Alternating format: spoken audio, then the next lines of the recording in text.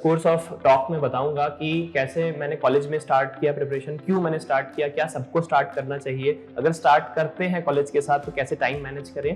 अगर हम ये डिसीजन लें कि कॉलेज में क्या हमें तैयारी स्टार्ट करनी चाहिए, जैसे मैंने सेकेंड ईयर में अपनी प्रिपरेशन कॉलेज में स्टार्ट कर दी थी, तो इसके मेरे यही दो जवाब रहते हैं कि ये आपकी मनोस्थिति पे डिपेंड करती है। पहला कि अगर आपके मन में श्योर है कि आपको यूपीएससी ही करना है, आपके घर में कोई सिविल सर्वेंट रहा है या फिर आपने बचपन से ये ख्वाब देखा या फिर आपको एक है कि नहीं मुझे सिविल सेवक ही बनना है और मुझे कोई और कैरियर ऑप्शन मेरे दिमाग में नहीं है, या फिर आप पूरी तरह से इस चीज पे निश्चित है, सुनिश्चित है, तब मैं कहूंगा कि अगर आप अर्ली स्टार्ट करते हैं तो आपको एडवांटेज डेफिनेटली मिलता है। Every door will be shut for you ऐसा नहीं है, तब भी आपको अपॉर्चुनिटीज मिल जाएंगी। लेकिन अगर आप कॉलेज के प्लेसमेंट्स में बैठते हैं एंड देन लेट्स से आपने वहां पे 1 साल या 2 साल काम किया है, फिर उसके बाद आप प्रिपरेशन करने के लिए आए, फिर उसमें आपने लगभग मान लीजिए 4 या 5 साल लगा दिए, तो वापस इसमें जाना है तो उस टाइम पे ये जो 1-2 साल आपने लगाए थे, स्किल सेट सीखे थे, उसका कहीं ना कहीं यूज आ सकता है। मैं ये तो नहीं कहूंगा कि उसके वजह से आपको सेम लेवल पे आप ज्वाइन करेंगे, हो सकता है कि आपको फिर से स्ट्रगल करना पड़े, थोड़ा लेस सैलरी, लेस पोजीशन, उसमें आपको स्ट्रगल करना पड़े। लेकिन ये अगर आप 1-2 साल का कॉर्पोरेट एक्सपीरियंस रखेंगे कॉलेज के बाद, तो आपका वापस कॉर्पोरेट वर्ल्ड में आना आसान हो सकता है, क्योंकि at the end of the day ये हम लोग एक्नॉलेज करते हैं, इवन जिनका सिलेक्शन हुआ है, इवन जो टॉप रैंक पर भी जो लोग पहुंचे हैं, कि किसी को नहीं पता होता है कि उनकी रैंक कितने आने वाली है। बहुत कम ही लोग को आइडिया होता है कि उनका सिलेक्शन होने वाला है। एक कॉन्सेप्ट होता है टाइम बॉक्सिंग का, कि अगर आप एक काम आपको करना है तो आप वो काम आपके ऊपर है कि कितने देर में कर सकते हैं। सेम काम 1 दिन में भी किया जा सकता है, सेम काम 2 दिन में भी किया जा सकता है, लेकिन ये 2 दिन में अपने आप को दिमाग को ये कहेंगे कि नहीं मुझे 1 ही दिन में करना है, तो ये कई बार 1 दिन में हो भी जाता है। तो work expands to fill the time. तो ये 2 महीने मैंने सोचा कि टाइम बॉक्सिंग से करते हैं, और लगभग मैं ब्रीफ में बता देता हूँ कि ये 2 महीने मेरे दिखते कैसे थे। तो प्रीलिम्स और मेंस के बीच में, एंड इसी में मैंने फोरम की भी टेस्ट सीरीज ली थी, एमजीपी जो आता है, तो इसके लिए मैंने जीएस और एसए की मैंने टेस्ट सीरीज ली थी। इससे मेरे बेनिफिट बहुत ज्यादा हुआ इस सेंस में कि मैं इसमें आंसर लिखता भी था, अपलोड भी, मतलब इवैल्यूएशन भी होता था। उसके बाद मैं सजेस्ट करूंगा कि आप मेंटर कॉल्स भी लीजिए, किसी थर्ड पर्सन से, सीनियर मेंटर से जरूर उस कॉपी को एक बार दिखवा लीजिए, कि ग्लांस कर लें, कि वो आप बता सके कि आपकी स्ट्रेंथ क्या है, वीकनेस क्या है। एक रोहिणी मैम करके हुआ करती थी, तो उन्होंने काफी अच्छे से, लगभग उन्होंने ऑलमोस्ट मेरा हर पेपर देखा हुआ है, तो उन्होंने मतलब स्टार्टिंग से एंड तक मेरा देखा हुआ है कि फर्स्ट मेरा पेपर कैसा था और लास्ट पेपर मेरा कैसा हुआ, और बहुत स्पेसिफिक ये बताया करती थी कि ये स्ट्रेंथ है आपकी, ये एरियाज ऑफ इम्प्रूवमेंट है, ऐसे इंप्रूव करिए। तो आई वुड सजेस्ट कि मेंस की प्रिपरेशन में आप मेंटर्स की बहुत हेल्प लीजिए। इवैल्यूएशन जैसा भी होता हो उसके मार्क्स पे मत देखिए, लेकिन आप उसको एक थर्ड पर्सन से 1-to-1 डिस्कस भी कर लीजिए।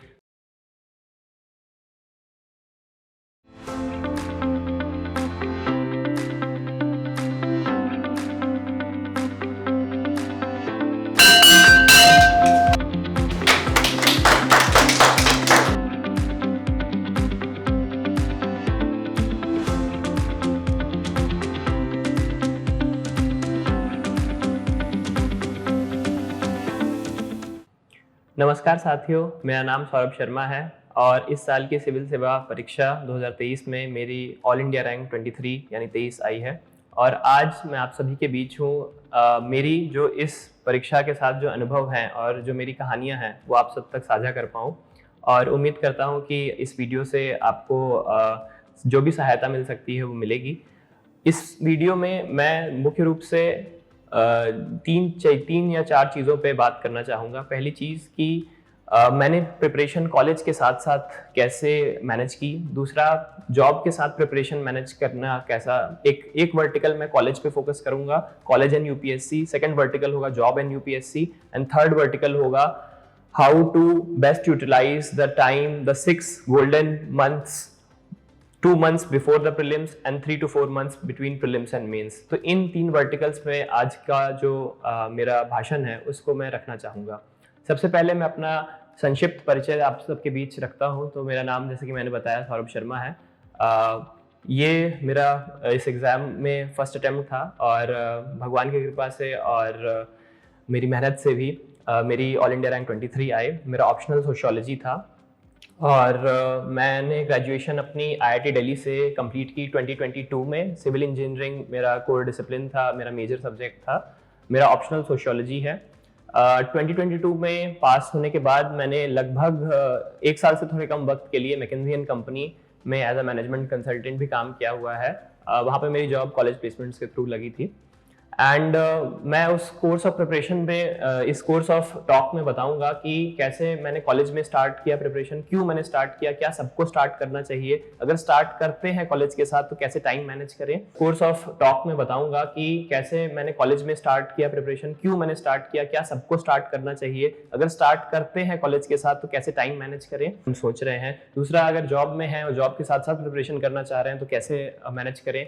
और तीसरा, इसमें इसी में एक और बिंदु है कि अगर आपको लग रहा है कि जॉब के साथ आप प्रिपरेशन नहीं कर पा रहे हैं तो अगर आप क्या वो फैक्टर्स होने चाहिए, क्या वो मापदंड होने चाहिए जिनके बेसिस पे आप बताएं कि आपको शायद जॉब रिजाइन करके अगर फुल टाइम प्रेप आप सोच सकते हैं कि नहीं सोच सकते। एंड फिर लास्ट में मैं बताऊंगा, क्योंकि जैसे कि मैंने कहा कि अप्रैल 2023 that is just 1 year ago I resign from my firm. And उस टाइम पे जब मैं छोड़ रहा था उस टाइम पे मुझे कैसा लग रहा था, और उन 6 महीने, आने वाले 6 महीने जिन्होंने जिस टाइम के 6 महीनों की पढ़ाई ने और पहले की भी पढ़ाई ने मेरा सिलेक्शन कराया, लेकिन उन 6 महीनों में मैंने क्या सोचा, क्या अपनी रणनीति बनाई, क्या मेरा दिनचर्या होता था। तो सबसे पहले तो ये मुझे कई एस्पिरेंट्स प्रश्न पूछ रहे थे लिंक्डइन पे या फिर और जो भी प्लेटफॉर्म्स पे मैं अवेलेबल हूँ। इसी क्रम में मैं बताना चाहूँगा कि मैं अपनी जितनी भी कॉपीज हैं या स्ट्रैटेजी है वो अपने टेलीग्राम चैनल पे अपलोड करता हूँ। और क्योंकि सिलेक्शन होने के बाद कई सारी फेक आईडीज और फेक प्रोफाइल्स बन जाती हैं, तो मैं इस मंच से बताना चाहूँगा कि मेरी ओरिजिनल आईडी ये है। तो अगर आपको कुछ भी मेरी और डिटेल्ड स्ट्रैटेजी, क्योंकि इस वीडियो में सोर्सेज बताना पूरा पॉसिबल नहीं है, तो अगर आपको कोई भी और डिटेल्ड में स्ट्रैटेजी जो कि मैं उस चैनल पे पोस्ट करने वाला हूँ, या फिर जो मेरी टेस्ट कॉपीज होंगी, लगभग मैंने 45 टेस्ट लिखे थे प्रीलिम्स से मेंस के बीच में, तो वो मैं सारे अपलोड इस चैनल पे करने वाला हूँ। मैं इसको बीच में लिख देता हूँ ताकि विजिबिलिटी की कोई इशू ना हो।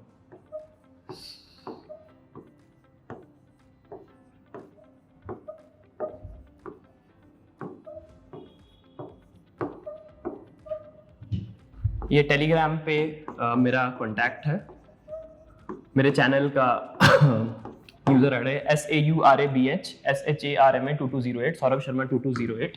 तो इसी रूप में सबसे पहले मैं बताना चाहता हूँ कि अगर हम ये डिसीजन लें कि कॉलेज में क्या हमें तैयारी स्टार्ट करनी चाहिए, जैसे मैंने सेकेंड ईयर में अपनी प्रिपरेशन कॉलेज में स्टार्ट कर दी थी, तो इसके मेरे यही 2 जवाब रहते हैं कि ये आपकी मनोस्थिति पे डिपेंड करती है। पहला कि अगर आपके मन में श्योर है कि आपको यूपीएससी ही करना है, आपके घर में कोई सिविल सर्वेंट रहा है, या फिर आपने बचपन से ये ख्वाब देखा, या फिर आपको एक है कि नहीं मुझे सिविल सेवक ही बनना है और मुझे कोई और करियर ऑप्शन मेरे दिमाग में नहीं है, या फिर आप पूरी तरह से इस चीज पे निश्चित है, सुनिश्चित है, तब मैं कहूंगा कि अगर आप अर्ली स्टार्ट करते हैं तो आपको एडवांटेज डेफिनेटली मिलता है।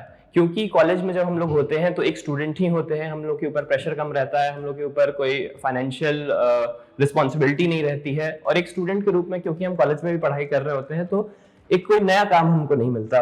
ऊपर से क्योंकि एग्जाम हम नहीं दे रहे होते हैं तो उस चीज का प्रेशर नहीं रहता कि कितने अटेम्प्ट हो गए या क्या हो गया, हम एकदम फ्री फ्लो में तैयारी कर सकते हैं, अपने पेस पे तैयारी कर सकते हैं। तो उस केस में अगर आप जब भी आपने श्योर मन बना लिया है कि आपको तैयारी करनी है, तो हाँ जी कॉलेज में स्टार्ट कर दीजिए, कोई दिक्कत नहीं है। लेकिन आप अगर पशोपेश में है कि शायद यूपीएससी करना है, यूपीएससी एक अच्छी चीज है, सिविल सर्विसेज एग्जाम शायद मुझे देना है, लेकिन मुझे कोई और चीज भी पसंद है, जैसे मुझे स्टार्टअप शायद मुझे करना है, या फिर कॉर्पोरेट वर्ल्ड में जाके कुछ एक्सपोजर लेना है, या सिविल सोसाइटी में काम करना है, या और जो आपका इंटरेस्ट है, या फिर आपको लगता है कि शायद आप ये भी कर सकते हैं, जर्नलिज्म या जो भी चीज है, तो उस केस में मेरा हमेशा राय रहता है कि आप पूरी तरह से श्योर हो जाएं, आप जाइए, go and explore the world.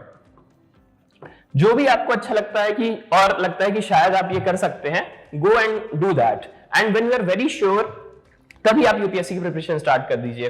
क्योंकि अगर आप यूपीएससी की प्रिपरेशन स्टार्ट करते हैं और आप पशुपेश में है कि हाँ शायद ये करना है, आधे मन से करते हैं, आधे अधूरे मन से करते हैं, तो उसका फल उतना आने की संभावना कम हो जाती है अच्छे उस रूप से।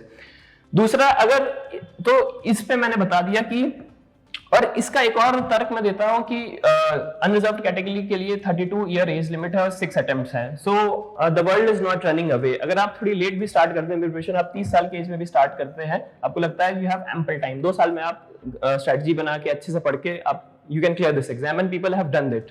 तो ये सवाल अगर आप इस समूह में बैठते हैं कि आपने मन बना लिया है कि आपको यूपीएससी ही करना है, एंड ये है कि आप कॉलेज के साथ साथ प्रिपरेशन करने के लिए तैयार हैं, तो उसके साथ साथ क्या क्या प्रिपरेशन, क्या क्या दिक्कतें आएंगी और क्या कैसे आपको उसको फेस करना है। तो प्रेप विद कॉलेज, तो सबसे पहले तो ये होगा आपको अपने पीयर ग्रुप से थोड़ा ज्यादा एफर्ट लगाना पड़ेगा, क्योंकि कॉलेज वो एक टाइम भी है जो सबसे eventful years of our life होते हैं, वो शायद वापस नहीं आता है। तो कई सारी एक्टिविटीज हो रही होती हैं, काफी लोग मस्ती भी कर रहे होते हैं, बहुत चीजें हो रही होती हैं, फेस्ट हो रहे होते हैं, लोग अलग अलग एक्टिविटीज में पार्टिसिपेट कर रहे होते हैं। तो उस केस में, या फिर बहुत लोग एकेडमिक्स को ही बहुत रिगरसली फॉलो कर रहे होते हैं, बहुत लोग कुछ इंटर्नशिप्स कर रहे होते हैं। तो अगर आप प्रिपरेशन विद कॉलेज कर रहे हैं, अगर आप फुल टाइम प्रिपरेशन कर रहे हैं, तो कहीं ना कहीं आपको उस सेंस में सैक्रिफाइस कहीं ना कहीं मैनेज करना पड़ेगा और टाइम मैनेजमेंट करना पड़ेगा। आप अपने आप से आकांक्षाएं बहुत ज्यादा ना रखें कि कॉलेज के साथ साथ आप यूपीएससी के लिए 8 घंटे प्रिपेयर कर लेंगे, ऐसा कभी नहीं होने वाला है, क्योंकि कॉलेज की क्लासेस ही आपकी बहुत ज्यादा चलने वाली है। कॉलेज की क्लासेस अगर आपकी रेगुलर किसी आप स्कूल में, ओपन स्कूल में नहीं है, ओपन कॉलेज में, तो 8 घंटे या 6 घंटे तो आपकी क्लासेस में चले जाएंगे, उसके असाइनमेंट, उसके होमवर्क, उसके एग्जाम, उसके क्विजेस, 2-3 घंटे आपके मान लीजिए रिक्रिएशन में, अब इन सब चीजों में चले जाएंगे। तो आप मैक्सिमम, अगर मुझे लगता है कि अगर आप डेली 2 से 3 घंटे अपने कॉलेज के साथ निकाल सकते हैं, डेली 2 घंटे या 3 घंटे, तो आप बहुत अच्छा काम कर रहे हैं। क्योंकि ये 2 या 3 घंटे अगर आप ओवर द ईयर करेंगे, लेट्स से आपने फर्स्ट ईयर से स्टार्ट किया या सेकंड ईयर से स्टार्ट किया, तो ये 2 या 3 साल के लिए एक्यूमुलेट होते होते ये जो नॉलेज का और स्किल का घड़ा है, ये धीरे धीरे बूंद बूंद करके बढ़ता रहेगा। क्योंकि आपने जल्दी स्टार्ट किया और भले ही 2-3 घंटे डेली पढ़े, तो ये एक्यूमुलेट हो जाएगा। लेकिन ये 2-3 घंटे निकालना भी कई बार टफ हो जाता है, क्योंकि कॉलेज में दिक्कत हो रही हो, मतलब क्लास चल रही होती है और कुछ चीजें रहती है। तो ये आपको डिसिप्लिन थोड़ा अपने में रखना है, और एक ये भी रखना है कि कॉलेज में, मतलब मैं क्योंकि प्रिपरेशन कर रहा हूं, तो I am ready to compromise on some bit of college life. आप ये भी नहीं कर सकते कि कॉलेज लाइफ पूरा जी लिया आपने और प्रिपरेशन भी कर लिया। दोनों में से कोई एक चीज तो आपको हल्की सी कॉम्प्रोमाइज करनी पड़ेगी। और इसका आइडियल ये है कि आप जो भगवान बुद्ध ने कहा है मध्यम मार्ग को फॉलो करिए। तो ऐसा भी ना करिए कि प्रिपरेशन आप 5-6 घंटे कर रहे हैं और कॉलेज पूरा ही वो हो जाए, और या फिर कॉलेज पे टाइम दे रहे हैं और आपके मन में है कि हाँ मुझे यूपीएससी करना है, लेकिन टाइम वो वेस्ट जा रहा है, इतना भी नहीं दे पा रहे हैं। तो कहीं ना कहीं ये मुझे लगता है कि इतना अगर आप टाइम दे रहे हैं तो सफिशिएंट है। कंसिस्टेंटली करिए, डेली बेसिस पे करिए। अगर ऐसा है कि आपके कॉलेज में और भी दोस्त हैं या लाइक माइंडेड लोग हैं जिनको यूपीएससी करना है, उनके साथ कोशिश करिए कि ग्रुप बनाएं और एक like minded, surround yourself with like minded people. It is said that you are the average of 5 people around you. तो अगर आप ऐसे लोगों के साथ उठना बैठना रखेंगे जो पूरा कॉलेज में मस्ती या फिर मतलब टाइम वेस्ट इन सब चीजों पे है, तो आपका भी पर्सनैलिटी, आपका भी थिंकिंग, आपका भी थॉट प्रोसेस वैसा ही हो जाएगा। ऑन द अदर हैंड, आपका संगति ऐसे लोगों के साथ में है जो लाइफ में थोड़े एम्बिशियस हैं, जो टारगेट ओरिएंटेड है, जो फोकस्ड है, जो लाइफ में कुछ करना चाहते हैं और हर एक टाइम को प्रोडक्टिवली यूज करना चाहते हैं। तो नेचुरली वो सारी क्वालिटीज और ट्रेट्स आप में भी आ जाएंगी और आपको ये सारी चीजें सिविल सर्विसेज प्रिपरेशन में भी काफी काम आने वाली है।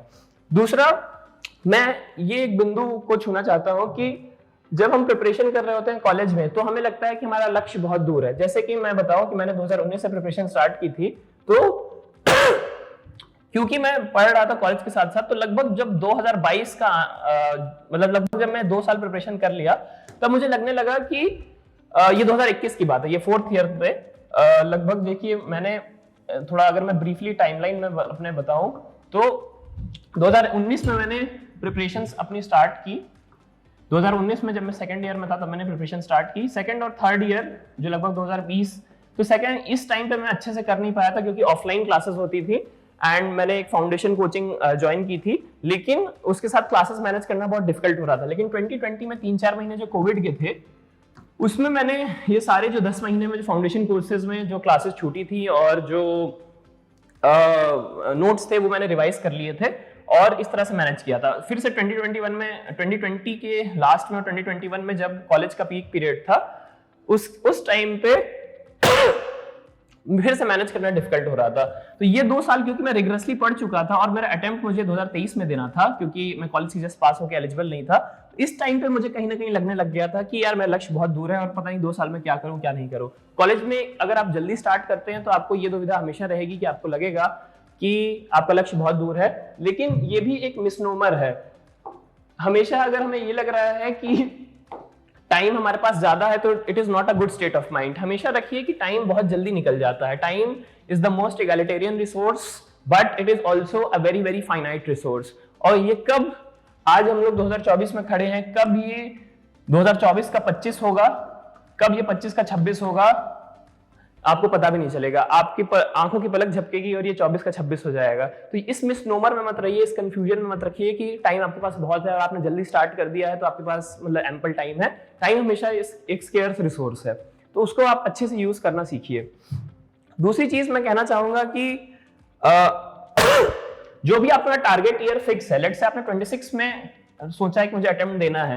कई लोगों के साथ ऐसा होता है कि 26 का टारगेट बनाया लेकिन उस टाइम तक आते आते लगा कि नहीं 27 में करना है, this shift the goal post.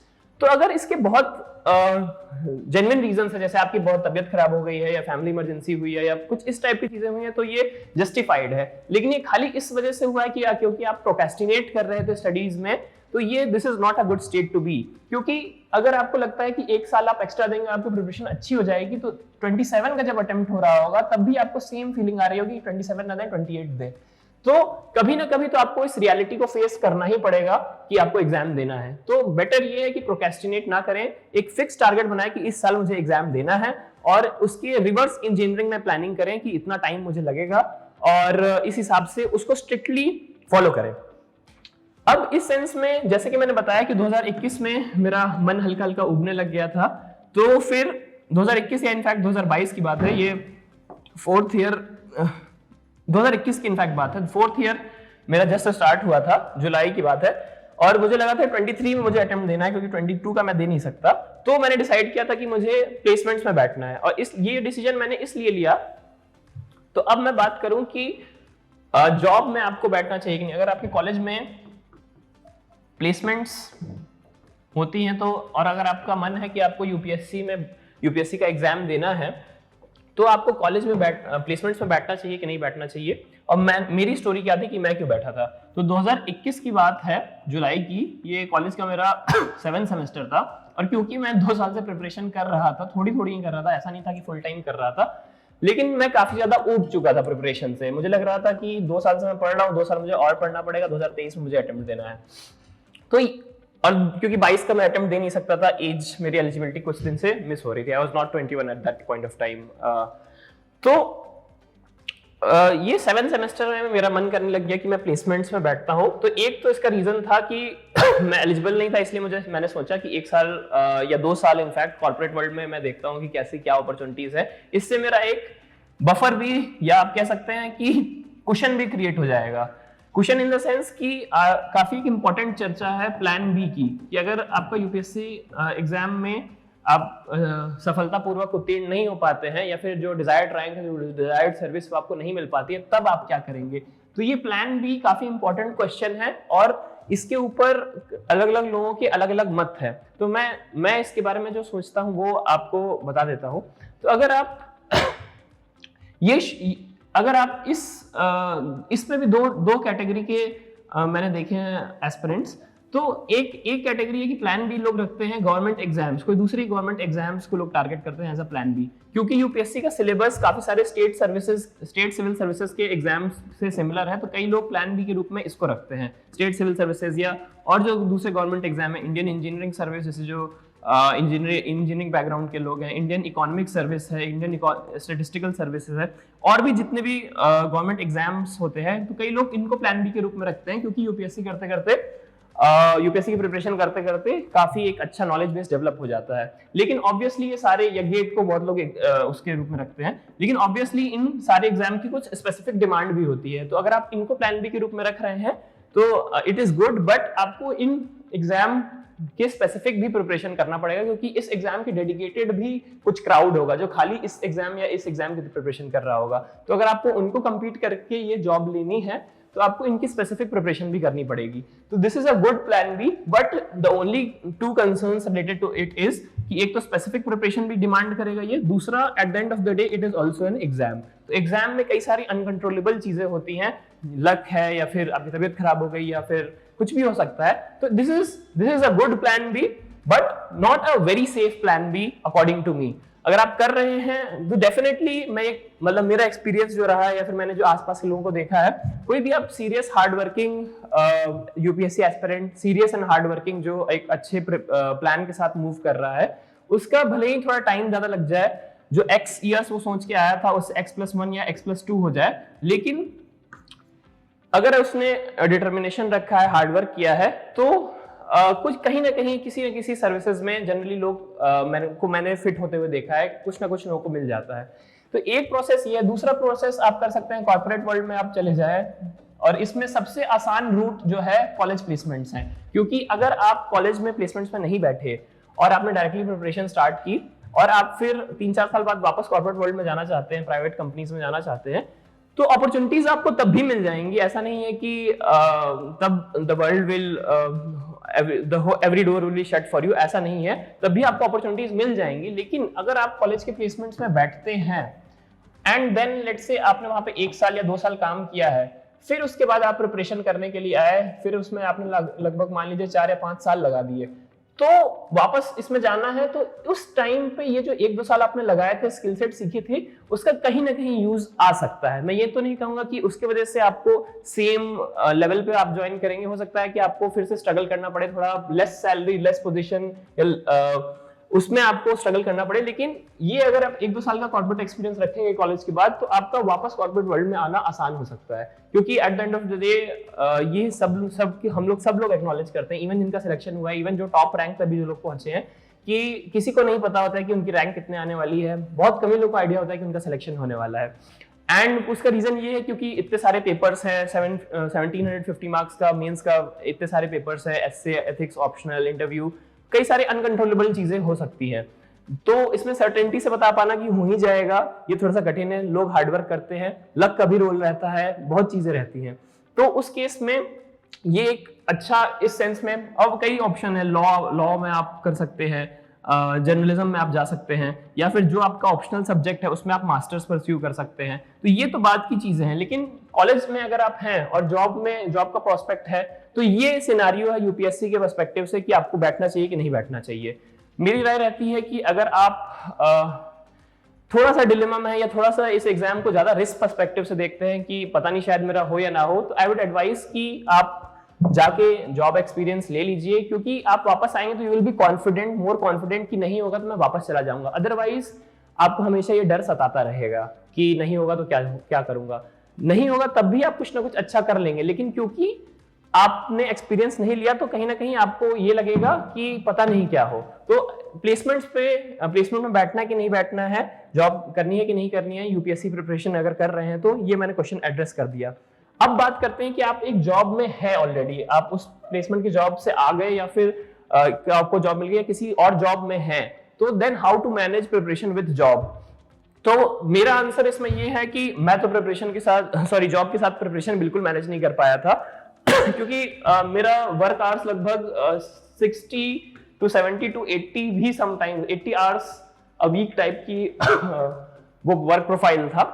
तो इसके साथ मेरे पास उतना मेंटल और फिजिकल बैंडविड्थ नहीं बचता था। अगर आपके पास इतना मेंटल या फिजिकल बैंडविड्थ बचता है, लेट्स से कि आपकी जॉब उतना डिमांड नहीं करती, लगभग आप 6 बजे या फिर 7 बजे तक आप फ्री हो जाते हैं, तो उसके बाद अगर आप 2-3 घंटे निकाल सकते हैं पर डे, या फिर एंड इसके साथ साथ पर डे आप 2-3 घंटे निकाल ले रहे हैं और वीकेंड आप पूरा दे रहे हैं, मतलब 8-9 घंटे, तो ये एक आइडियल टाइमलाइन है विथ वर्किंग एस्पिरेंट्स के लिए। क्योंकि आप इसमें एक्सपेक्ट करेंगे कि आप 8 घंटे जॉब भी कर लें, 6 घंटे पढ़ाई भी कर लें, 6 घंटे सो लें और मतलब स्लीप कॉम्प्रोमाइज कर लें, तो ये लॉन्ग टर्म में उतना सस्टेनेबल नहीं होता है। अगर आप जॉब के साथ हैं तो अगेन एक्सपेक्टेशन लो रखें, जैसे कि मैंने कहा कॉलेज के साथ प्रिपरेशन कर रहे हैं तो अगेन एक्सपेक्टेशन थोड़ी लो रखें, जॉब के साथ भी प्रिपरेशन कर रहे हैं एक्सपेक्टेशन थोड़ी लो रखें, और बहुत रिजिड टाइमलाइन ना बनाएं उस केस में कि अगले साल मुझे दे ही देना है, क्योंकि आपके पास उतना टाइम का लग्जरी नहीं है कि आप उस हिसाब से 8-10 घंटे पढ़ सकते हैं। कोई बात नहीं, इस साल नहीं, अगले साल नहीं देंगे, उसके अगले साल आप मेक योर 2 ईयर प्लान जो आपके हिसाब से सूटेबल हो, कि आप 2 घंटे आप वीक वर्किंग डेज में मंडे टू फ्राइडे आप निकाल पा रहे हैं और 8-9 घंटे 10 घंटे आप वीकेंड पे निकाल पा रहे हैं। तो इससे भी हो सकता है कि इससे भी आप 1 ईयर में कर ले, लेकिन don't be too harsh on your self, क्योंकि आप जॉब में होंगे तो वर्क कमिटमेंट्स भी होंगी, वहां का भी स्ट्रेस होगा, 10 तरह की चीजें होंगी, उसमें आप ये भी स्ट्रेस लेने लगेंगे कि इतने ही कम टाइम में मुझे ये भी करना है, तो that will be a bit difficult. उसके बाद मैं कहूंगा कि अगर ये सिचुएशन तभी आ सकती है, इसमें अब 2 सिनेरियो हो सकते हैं। आप प्रिपरेशन आप जॉब में हैं तो आपको कहीं किसी पॉइंट पे लगेगा कि क्या मैं रिजाइन करके फुल टाइम प्रिपरेशन कर सकता हूं, तो इसमें भी 2 चीजें हैं, व्हेन शुड वी रिजाइन, अगर आप जॉब में चले गए and should we resign and when to resign, इस क्वेश्चन पे मैं एड्रेस करना चाहूंगा फॉर यूपीएससी प्रेप। तो देखिए, अगर आपकी फाइनेंशियल कंडीशंस अलाउ नहीं करती है, if you have dependents, then design करना एक काफी बड़ा डिसीजन हो सकता है।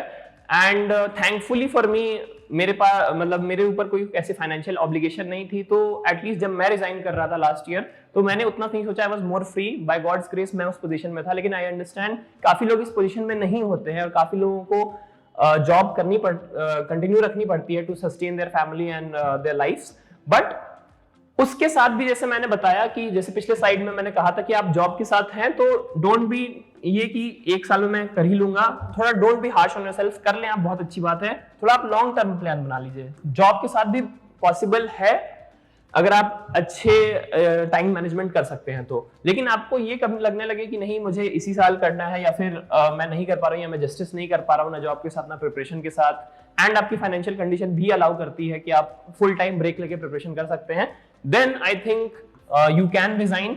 बट इसमें आप एक इनहेरेंट बिलीफ रख के चलिए कि ये मेरा एंट्री प्लान है, कि अब मैं रिजाइन कर रहा हूं, इस साल मैं एग्जाम दूंगा, एंड ये मेरा एग्जिट प्लान है कि नहीं हुआ इस एक्स नंबर ऑफ अटेम्प्ट के बाद 2 या 3 या 4 जो भी आप डिसाइड करते हैं नंबर अपने दिमाग में, तो आई विल एग्जिट इट।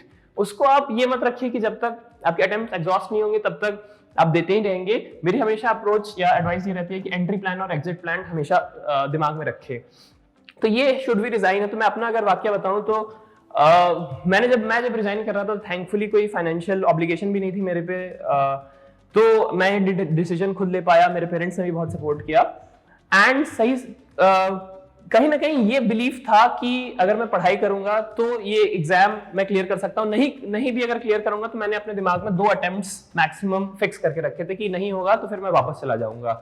तो कहीं ना कहीं आप ये एक एग्जिट प्लान के रूप में रखिए, और रिजाइन करें तो सेल्फ बिलीफ के साथ करें कि मैं ये एग्जाम निकाल सकता हूं। अगर आप रिजाइन करते वक्त भी सोचेंगे कि पता नहीं एग्जाम निकलेगा नहीं निकलेगा, then we will be in deep troubles. अगर आप रिजाइन कर रहे हैं, इतना बड़ा डिसीजन अपने लाइफ का ले रहे हैं, then have belief and self confidence in you कि मैं रिजाइन कर रहा हूं लेकिन मैं एग्जाम क्लियर कर लूंगा, at least in the starting point. क्योंकि अगर उस टाइम आप डबल माइंड्स में रहेंगे then trouble will increase and increase.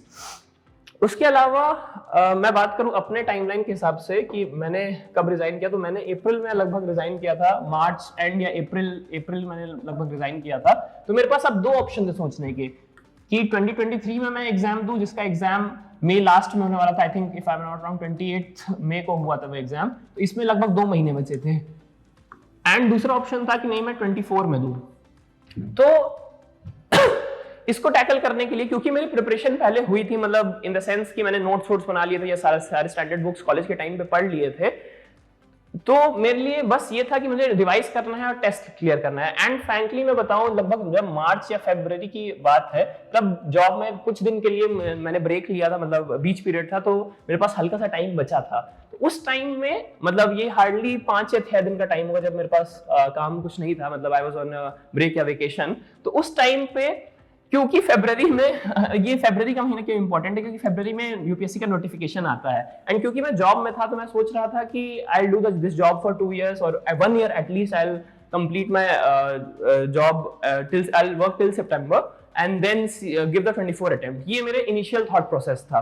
But क्योंकि फरवरी में फॉर्म आता है एंड 1 to 20 फरवरी तक शायद फॉर्म भरना होता है। तो कहीं ना कहीं मुझे लगा कि चलो यार फॉर्म भर ही देते हैं, मतलब अगर होगा, मतलब जाना मेरा मन था कि मुझे नहीं देना है एग्जाम। लेकिन लगभग यार मुझे लगता है 18th या 17th की बात है या 19th, मेरे को डेट एग्जैक्टली याद नहीं है। मैं सैटरडे को या संडे को अपने घर पे था एंड मुझे मंडे को फ्लाइट लेके वापस जाना था ऑफिस। तो उस टाइम पे 2-3 ही दिन बचे थे, तब मुझे दिमाग में ख्याल आया था कि ये फॉर्म भर देते हैं, फिर होना होगा मन करेगा दे देंगे या ऐसे ही दे देंगे, या ऐसे था कि एटलीस्ट फॉर्म भर के तो रखते हैं। तो क्योंकि वो इतनी हेक्टिक जॉब थी तो मेरे पास टाइम बिल्कुल नहीं होता था, इवन सैटरडे संडे को भी मैं काम कर रहा होता। तो मैंने काफी अच्छा दोस्त है मेरा, उसको मैंने फोन किया, उससे पूछा कि ये फॉर्म भरने में टाइम कितना लगता है, क्योंकि टाइम ज्यादा लगता है तो फिर मैं भर नहीं पाऊंगा, मैं ऑलरेडी काम। तो उसने कहा कि हम लोग ने तो बहुत ध्यान से फूक फूक के फॉर्म भरा है, तो हम लोग को 4 घंटे लगे, तुम आराम से ऐसे ही भर दोगे तो 1-2 घंटे में हो जाना चाहिए। मैंने कहा ठीक है कोई बात नहीं, मैं देखता हूँ। ये बताओ कि कोई ऐसी डॉक्यूमेंट तो नहीं है जो मुझे चाहिए हो फॉर्म में, 10th की मार्कशीट या 12th की मार्कशीट, जो उस समय मुझे अटैच करनी है, क्योंकि अगर मैं घर से चला गया तो फिर मैं वापस अगले सैटरडे या संडे को आऊंगा, तो मेरे पास वो रहेगा नहीं, मैं फॉर्म नहीं भर पाऊंगा। तो उसने कहा कोई बात नहीं, कोई ऐसा डॉक्यूमेंट चाहिए नहीं होता। फिर जब मैं घर से निकलने वाला था तो थैंकफुली उसका फोन आया, तो उसने कहा कि 10th क्लास में जो आपका रोल नंबर था वो आप बस नोट कर लीजिएगा। वो इन्फॉर्मेशन इतनी यूजफुल थी, और वो 1-2 घंटे में मैंने एयरपोर्ट पर मैं बैठा था, तब मैंने ये इस एग्जाम का फॉर्म भरा। तो ये कभी कभी सेरेंडिपिटी है या लक है, क्या इसको कहा जाए, कि मैंने फॉर्म में जो मैं भरने नहीं वाला था वो ऑल इंडिया रैंक 23 भगवान ने दिया। तो मतलब कई बार डेस्टिनी भी ऐसी होती है कि जो आपको मिलना होता है वो सारी चीजें अलाइन होने लग जाती हैं उस हिसाब से। खैर बात ये कि क्योंकि मैंने फॉर्म भर दिया था और मार्च बिगिनिंग में मेरे पास हल्का सा फ्री टाइम आया 3-4 दिन के लिए, तो मैंने सोचा कि चलो कुछ टेस्ट पेपर लगा के देखते हैं, फॉर्म भरा है चलो ऐसे ही मतलब टेस्ट लगा के देखते हैं। तो टेस्ट में मेरे स्कोर ठीक ठाक आने लगे थे। ठीक ठाक का मतलब ऐसा नहीं कि मैं काफी ज्यादा, मैंने बहुत बिगिनिंग में भी लगाया ना, 60-70 मैंने इतना अचीव कर लिया था, डिस्पाइट कि लगभग 1 साल से मैं बिल्कुल भी प्रिपरेशन के टच में नहीं था। जो 1 साल जॉब का था उसमें मैं कुछ भी प्रिपरेशन नहीं कर पा रहा था, डिस्पाइट दैट कि मैं इस स्कोर पे पहुंच गया, क्योंकि मेरा इंट्यूशन अच्छा था, मतलब मुझे पता चल जाता था कि लगभग ये आंसर क्लोजेस्ट है। बहुत लिमिटेड नॉलेज के साथ भी मैं ठीक ठाक बता पाता था। इस साल मेरा प्रीलिम्स स्कोर 92 आया है, जो कि 2 महीने के प्रिपरेशन के हिसाब से आप देखेंगे कि काफी अच्छा है। ऑब्वियसली मैंने प्रिपरेशन पहले की है, बट 2 महीने के हिसाब से, और इस साल की कट ऑफ 75 है, तो उस हिसाब से ये अच्छा स्कोर है। और इस साल ऑप्शंस भी काफी मतलब ऐसे थे, only 1 only 2, तो उसमें मेरी इंट्यूशन एबिलिटी अच्छी थी। तो जब मैं जो फ्री टाइम था, जब मैं जॉब में था जस्ट रिजाइन करने से पहले, उस टाइम पे मेरा इतना स्कोर आ रहा था, तब मैंने देखा कि कई क्वेश्चन मेरे ऐसे गलत हो रहे थे, इवन स्पेक्ट्रम से या लक्ष्मीकांत से गलत हो रहे थे। तो मुझे पता था कि वो क्वेश्चन मैं एक बार रिवाइज कर लूंगा, स्पेक्ट्रम या लक्ष्मीकांत जो स्टैंडर्ड बुक्स हैं एनसीईआरटी है, वो अगर मैं रिवाइज कर लूंगा तो ऑब्वियसली ये 60 to 70 से स्कोर बढ़ के 80 to 90 के बीच में आ जाएगा। ये थॉट प्रोसेस मुझे अर्ली मार्च में आना स्टार्ट हो गया, एंड लेट मार्च तक मैंने ये डिसीजन ले लिया जब मैं अपने फाइनल प्रोजेक्ट में था कि मुझे रिजाइन करना है। Finally I am done, and मुझे लगता है कि मुझे 2023 में ही अटेम्प्ट देना चाहिए। तो जब मैंने रिजाइन किया अप्रैल में, तो मैंने कहीं ना कहीं दिमाग में बना लिया था कि मुझे 2023 में ही अटेम्प्ट देना है, और मेरे पास 2 ही महीने बचे हैं, और 2 ही महीने में मेरे को जो करना है वो करना है। 2 महीने थे, तो उस वक्त मैंने एक ऑप्शन था कि मैं गोल पोस्ट शिफ्ट कर लेता अपना, 23 में नहीं 24 में दूंगा। लेकिन मुझे लगा कि अगर मैं अपने दिमाग को जबरदस्ती फोर्स करूंगा, एक कॉन्सेप्ट होता है टाइम बॉक्सिंग का, कि अगर आप एक काम आपको करना है तो आप वो काम आपके ऊपर है कि कितने देर में कर सकते हैं। सेम काम 1 दिन में भी किया जा सकता है, सेम काम 2 दिन में भी किया जा सकता है, लेकिन ये 2 दिन में अपने आप को दिमाग को ये कहेंगे कि नहीं मुझे 1 ही दिन में करना है, तो ये कई बार 1 दिन में हो भी जाता है। तो work expands to fill the time. तो ये 2 महीने मैंने सोचा कि टाइम बॉक्सिंग से करते हैं, और लगभग मैं ब्रीफ में बता देता हूं कि ये 2 महीने मेरे दिखते कैसे थे। तो लगभग मैं 8 से 10 घंटे इन 2 महीने में लगातार पढ़ा। 2 घंटे मैंने ब्लॉक रखे हुए थे टेस्ट के लिए, हर अल्टरनेट डे मैं टेस्ट देता था। लगभग 30 से 40 मैंने टेस्ट दिए। एक दिन टेस्ट देना, उसका अगले दिन उसका सॉल्यूशन देखना। सॉल्यूशन देखने में मैं गलत क्वेश्चन जो होते थे, रॉन्ग क्वेश्चन, जो स्किप क्वेश्चन है वो, और जो क्वेश्चन मेरे गेसिंग से सही हुए हैं, ये तीनों क्वेश्चन को देखता था, उनके सॉल्यूशन पढ़ता था और हाईलाइट करता था, उसी में हाईलाइट कर देता था कि एटलीस्ट इससे लर्निंग काफी ज्यादा होगी। टेस्ट का बहुत ज्यादा इंपॉर्टेंट रोल है प्रीलिम्स में, ये मुझे शुरू से पता था। मतलब जब मैं प्रिपरेशन मैंने ठीक ठाक लेवल तक कॉलेज तक आते कर ली थी, क्योंकि मुझे दिख गया था कि 20 to 30 क्वेश्चन के बियॉन्ड आपको श्योर शॉट बताना मुश्किल हो जाता है कि यही आंसर है। तो उसके आगे जो करेक्ट आंसर पे पहुंचना होता है विद लिमिटेड नॉलेज, उसकी प्रैक्टिस आपको टेस्ट के थ्रू ही होती है। टेस्ट के थ्रू आपको एक एडिशनल इन्फॉर्मेशन का सोर्स भी मिलता है कि जो चीजें जो बुक में नहीं लिखी रहती हैं वो क्वेश्चन आप गलत करेंगे और या फिर स्किप करेंगे, उसके सॉल्यूशन पढ़ के आप अपने ओरिजिनल नोट्स में लिखते हैं।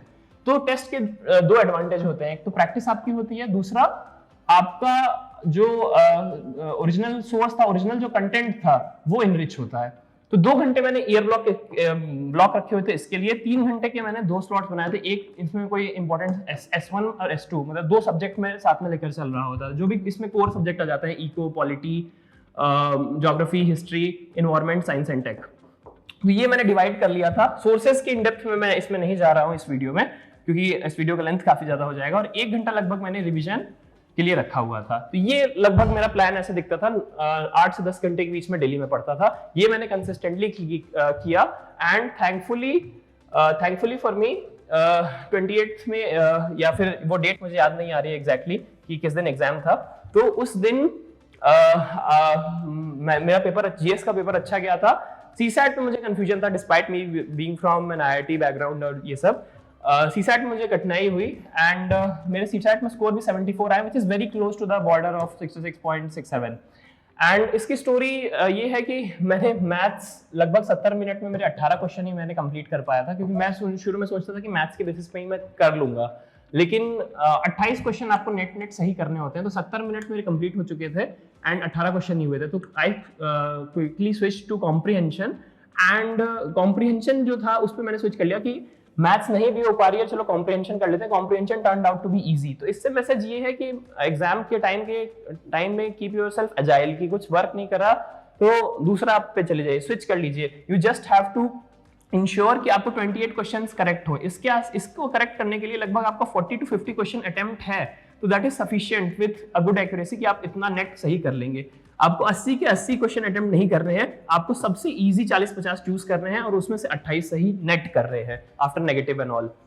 तो ये प्रीलिम्स का मेरा कंप्लीट हुआ। इसके बाद लगभग 10 ही दिन में मुझे लगता है कि रिजल्ट भी आ गया था एंड 10 या 15 दिन में लगभग मिड जून में रिजल्ट आ गया था। लेकिन मैंने ये कोशिश कर ली थी कि रिजल्ट आने से पहले ही मैं प्रिपरेशन स्टार्ट कर दूं, इररिस्पेक्टिव ऑफ रिजल्ट आता है कि नहीं आता है। तो इस पीरियड में मैंने लगभग जो मैं प्रिपरेशन की टाइमलाइन बता देता हूं कि जो प्रीलिम्स से मेंस का जो पीरियड था उसमें मैंने कैसे मैनेज किया। ऑब्वियसली मेरे नोट्स कॉलेज के टाइम पे बने हुए थे, बट उनको पूरा फिर से रिवाइज करना, आंसर राइटिंग करना, सब काफी टीडियस था। तो इसके लिए काफी एक डेडिकेटेड प्लान मैंने बनाया था। प्रीलिम्स के नेक्स्ट या सेकंड या नेक्स्ट डे ही मैंने बना लिया था कि आगे के मेरे 3-4 महीने कैसे दिखने वाले हैं। तो इससे मैं मैसेज देना चाह रहा हूँ कि आप जितना प्लान होके, जितना टारगेट्स, टाइमलाइंस लेके चलेंगे, उतना आप ही की लाइफ सिंपल होगी। वरना आप हैप्पीजार्ड, हेवाय वे में प्रिपरेशन करेंगे, then it will, you can still get selected, people have got selected, but to make your life easy आप कोशिश करें कि हर दिन, हर 24 घंटे, हर एक सेकंड का आपके पास हिसाब हो। तो ये मैं बता देता हूं लगभग ये कैसे दिखा। 1 जून से मुझे याद है कि मैंने मेंस की प्रिपरेशन स्टार्ट कर दी थी। मिड जून में ऑब्वियसली रिजल्ट आया, थैंकफुली आई क्लियर्ड प्रीलिम्स। तो मुझे काफी अच्छा लगा कि 2 महीने की प्रिपरेशन में मैंने प्रीलिम्स क्लियर कर लिया। एंड कहीं ना कहीं ये मेरे दिमाग में था कि मेरी मेंस का मतलब राइटिंग पे मुझे अपने आप पे बहुत कॉन्फिडेंट था, क्योंकि राइटिंग मेरी हॉबी भी थी। तो मुझे लगता था कि एस्से में अच्छा लिख लूंगा, एथिक्स में अच्छा लिख लूंगा, ऑप्शनल में मेरा काफी डीप इंटरेस्ट था, सोशियोलॉजी में। तो मुझे लगा था कि इन 3 के बेसिस पे ही GS 1, 2, 3 में मेरे थोड़े कम मार्क्स भी आएंगे, then also I will sail through.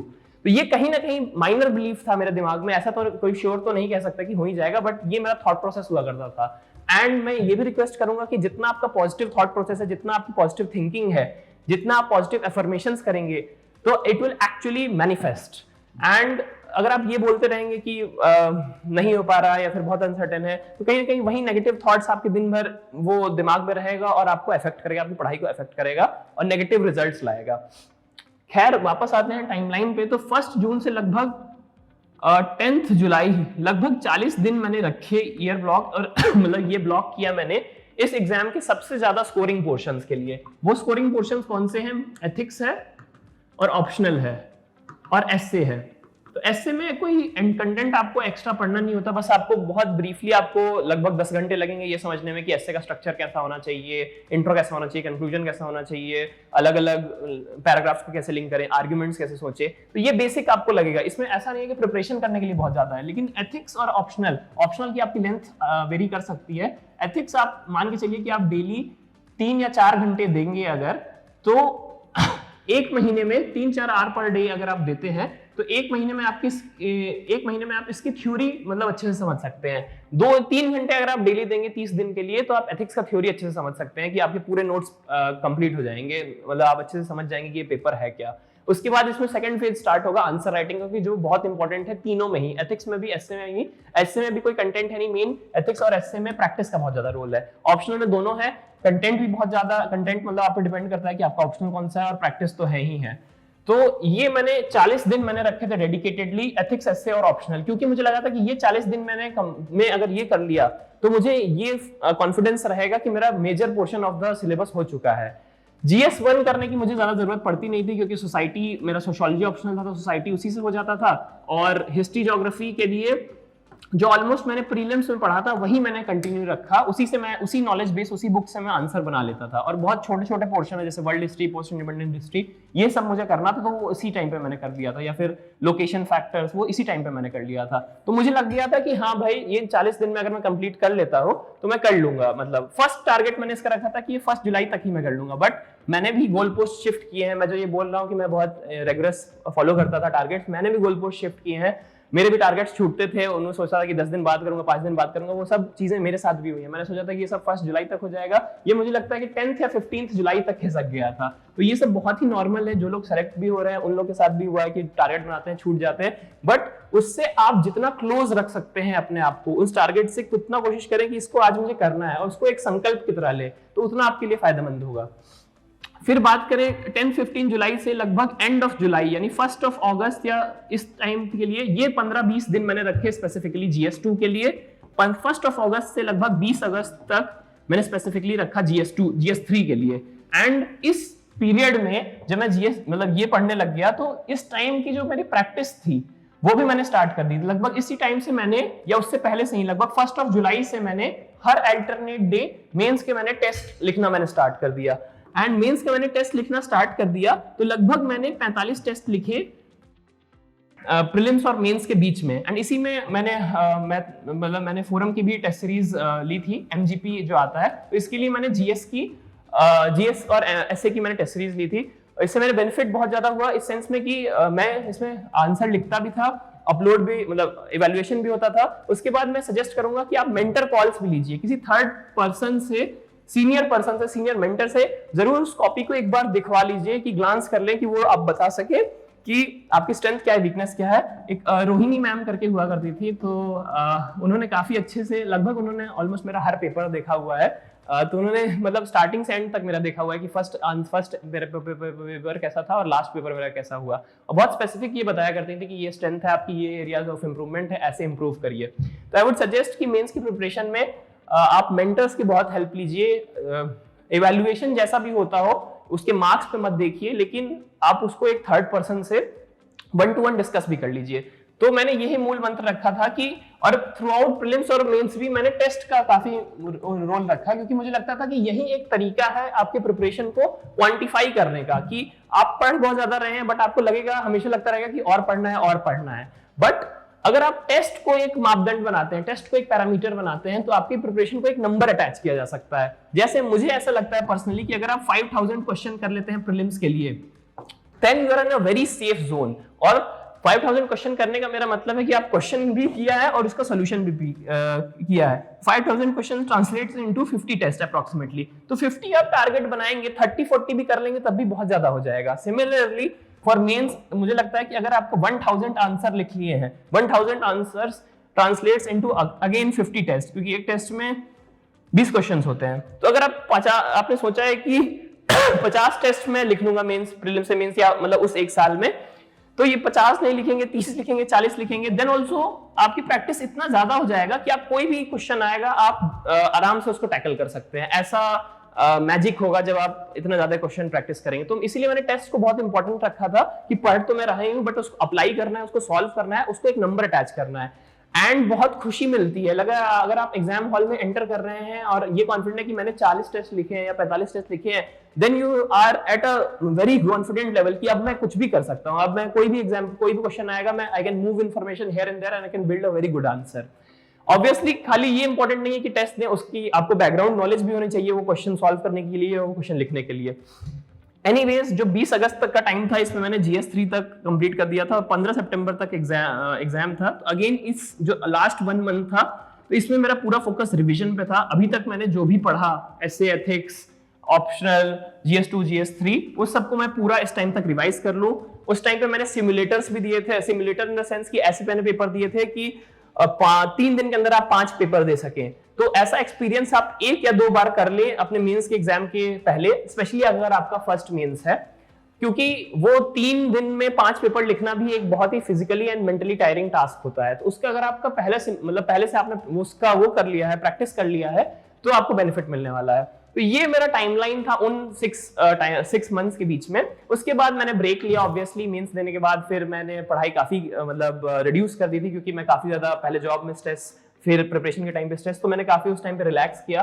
And ये भी सोचना चाहिए कि जरूरी नहीं है कि थ्रू आउट द टाइम आपका टाइम स्ट्रेसफुल ही होगा, कई बार एंजॉयबल मोमेंट्स भी आएंगे। बहुत आपको लगेगा कि हाँ अब मैं रिलैक्स कर सकता हूँ। मेंस के बाद आप रिलैक्स करिए, वेकेशन पे जाइए, 20 दिन आप मस्ती करिए, कोई आप रिलैक्स करिए। फिर इंटरव्यू का प्रिपरेशन के लिए आप न्यूज़पेपर स्टार्ट कर दीजिए। इंटरव्यू का प्रिपरेशन एक बहुत डिफरेंट बॉल गेम है।